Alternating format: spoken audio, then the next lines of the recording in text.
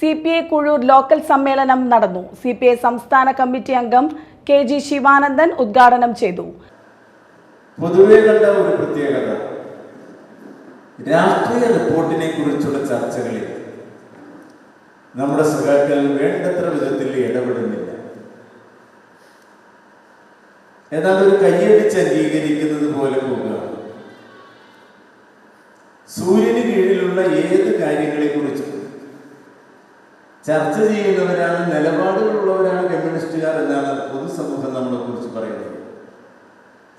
നമ്മളതിൽ അഭിമാനം കൊള്ളാറുണ്ട്. ആദ്യകാലത്ത് വിദ്യാഭ്യാസം കുറഞ്ഞ കാലഘട്ടത്തിൽ ബീഡി തൊഴിലാളികളൊക്കെ മറ്റു തൊഴിലാളികൾക്ക് അറിവ് പങ്കുവെച്ചു കൊടുത്തിരുന്നത് ഒരാൾ പത്രം വായിക്കുകയും മറ്റൊരാൾ ജോലി ചെയ്തുകൊണ്ട് അത് കേൾക്കുകയും ചെയ്യും.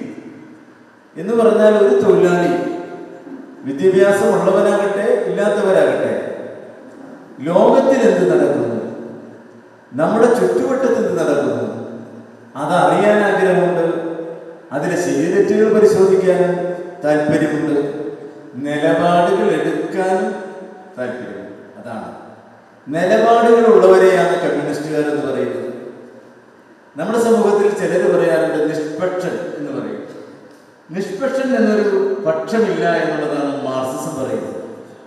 PF ജോൺസൺ പതാക ഉയർത്തി. Local secretary PK Ali, PF Johnson, Ramya Sreejesh, Surendran, Pradeep, Kisan Sabha സംസ്ഥാന president KV Vasanthakumar, MLA VR Sunilkumar, CPI Mala മണ്ഡലം സെക്രട്ടറി MR അപ്പുക്കുട്ടൻ, ലളിത ചന്ദ്രശേഖരൻ, AA ഹക്കീം എന്നിവർ സംസാരിച്ചു.